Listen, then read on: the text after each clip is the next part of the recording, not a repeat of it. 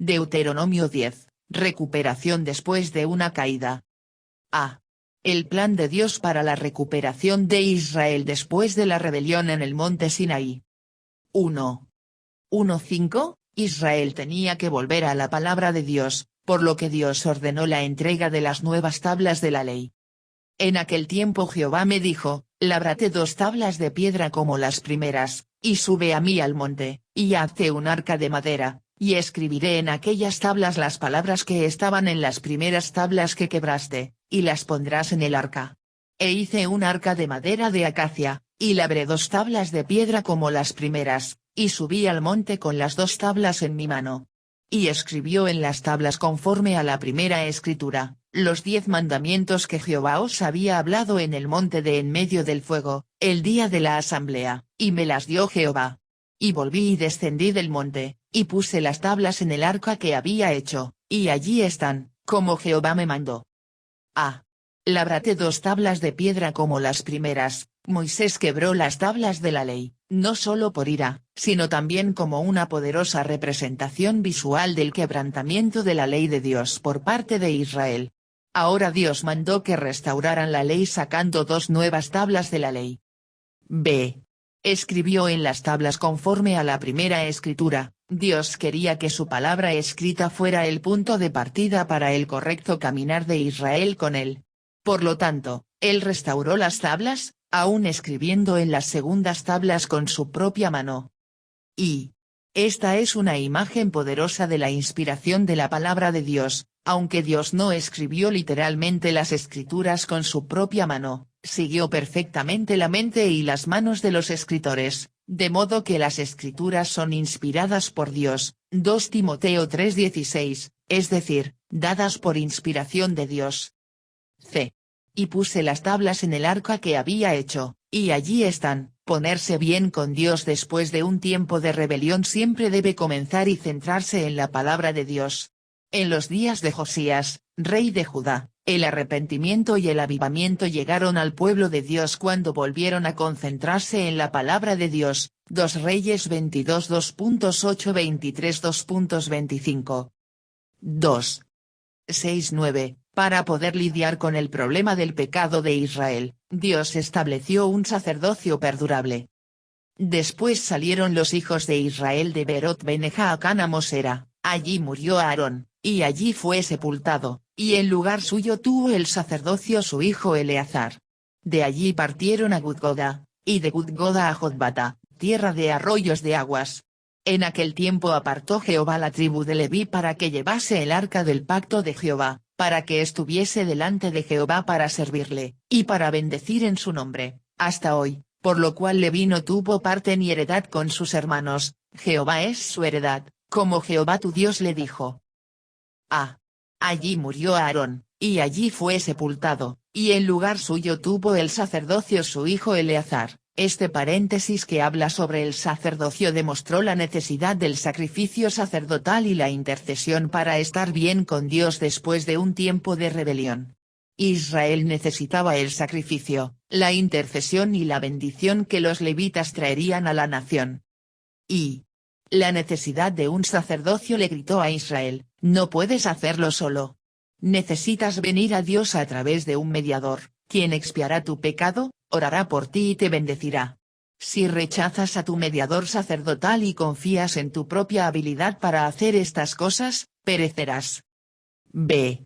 Para que estuviese delante de Jehová para servirle, y para bendecir en su nombre, estar bien con Dios después de un tiempo de rebelión siempre debe tener un enfoque en el ministerio sacerdotal de Jesús a nuestro favor. Esta obra de Jesús se muestra en su expiación por nuestro pecado en la cruz, en su intercesión por nosotros en el cielo y en la bendición que nos trae del cielo. 3.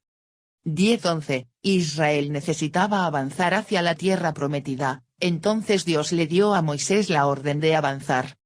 Y yo estuve en el monte como los primeros días, 40 días y 40 noches, y Jehová también me escuchó esta vez, y no quiso Jehová destruirte. Y me dijo Jehová, levántate, anda, para que marches delante del pueblo, para que entren y posean la tierra que juré a sus padres que les había de dar. A. Levántate, anda, para que marches, La rebelión de Israel en el monte Sinaí con el becerro de oro fue significativa, no era poca cosa. Sin embargo, Dios no había terminado con ellos. Después de que volvieron a su palabra y lo hicieron a través de su sacerdocio, llegó el momento de seguir adelante. Dios tenía un lugar a donde llevarlos y tenían que ocuparse de llegar allí. B. Para que entren y posean la tierra, estar bien con Dios después de un tiempo de rebelión siempre debe llevar a un lugar de progreso nuevamente. No sirve de nada volver a la palabra, venir a través del sacerdocio de Dios en Jesús, y luego permanecer estancado en el mismo lugar. Dios quiere que sigamos adelante con Él, y cuando estemos caminando bien con Dios otra vez, entraremos a poseer la tierra. B. Lo que Dios requiere de Israel. 1. 12:13, lo que el Señor requiere de su pueblo. Ahora, pues, Israel, ¿qué pide Jehová tu Dios de ti, sino que temas a Jehová tu Dios, que andes en todos sus caminos, y que lo ames, y sirvas a Jehová tu Dios con todo tu corazón y con toda tu alma, que guardes los mandamientos de Jehová y sus estatutos, que yo te prescribo hoy, para que tengas prosperidad. A. Temas a Jehová tu Dios. Dios requiere de nosotros un honor reverencial hacia Él, no un temor que nos haga retroceder, sino un corazón que honre tanto a Dios que dudemos en ofenderlo. B. Andes en todos sus caminos. Dios requiere que vivamos nuestras vidas según el patrón que Él ha establecido para nosotros, caminar por su camino, no por el nuestro. C. Que lo ames. Dios requiere que lo amemos. Esto significa que el amor que Él espera no es un amor que simplemente sucede, sino un amor que proviene de la decisión de poner nuestro afecto en Él. D. Sirvas a Jehová tu Dios con todo tu corazón y con toda tu alma. Dios requiere que le sirvamos, que veamos todo lo que hacemos como un servicio a Él, y que hagamos todo lo que hacemos como si lo hiciéramos para Él. E. Que guardes los mandamientos de Jehová y sus estatutos. Dios requiere que no solo conozcamos su palabra, sino que la guardemos, en el sentido de poseerla en nosotros mismos, y en el sentido de protegerla. F. Para que tengas prosperidad, cada mandamiento de Dios es dado para nuestro bien. Nunca se dan para que Él pueda ejercer su poder, o para que Él pueda sentirse importante. Cada mandato que da es pensando en nuestro mejor interés, incluso si no podemos sentirlo o entenderlo. 2. 14:15, porque Dios requiere esto de Israel. He aquí, de Jehová tu Dios son los cielos, y los cielos de los cielos, la tierra, y todas las cosas que hay en ella. Solamente de tus padres se agradó Jehová para amarlos, y escogió su descendencia después de ellos, a vosotros, de entre todos los pueblos, como en este día. A. Solamente de tus padres se agradó Jehová para amarlos. Dios requiere esta conducta de su pueblo porque son su posesión especial. Aunque el cielo y la tierra pertenecen a Dios, Él puso su enfoque y atención en Israel comenzando con sus padres. B. A vosotros, de entre todos los pueblos, como en este día, ser elegido, tener la atención especial de Dios enfocada en ti, es un lugar de gran privilegio, pero también un lugar de gran responsabilidad. Israel tenía una responsabilidad especial de obediencia. 3. 16. Lo que se necesita para cumplir con lo que Dios requiere. Circuncidad, pues, el prepucio de vuestro corazón, y no endurezcáis más vuestra cerviz. A. Circuncidad, pues, el prepucio de vuestro corazón. Todos los varones entre Israel tenían que ser circuncidados 8 días después de su nacimiento. Pero esta cirugía menor era simplemente un símbolo de la verdadera obra de cortar la carne que Dios deseaba, la obra de tomar nuestros corazones inclinados a la carne y darnos corazones inclinados al espíritu. B. Y no endurezcáis más vuestra cerviz. Este tema sería repetido más tarde en los profetas. Circuncidaos a Jehová, y quitad el prepucio de vuestro corazón. Jeremías 4:2.4. Para cumplir la ley de Dios, se necesita más que recibir un mandato, se necesita una transformación interna, una transformación que solo Dios puede traer. Y Dios les mandó a hacer algo que solo Él podía hacer en ellos para mostrarles la necesidad de tener la transformación interior y obligarlos a buscarlo para esta obra interior. Y se dice que Israel tiene corazones incircuncisos en Levítico 26 2.41, Jeremías 9:26 y Ezequiel 44 2.7 y 9.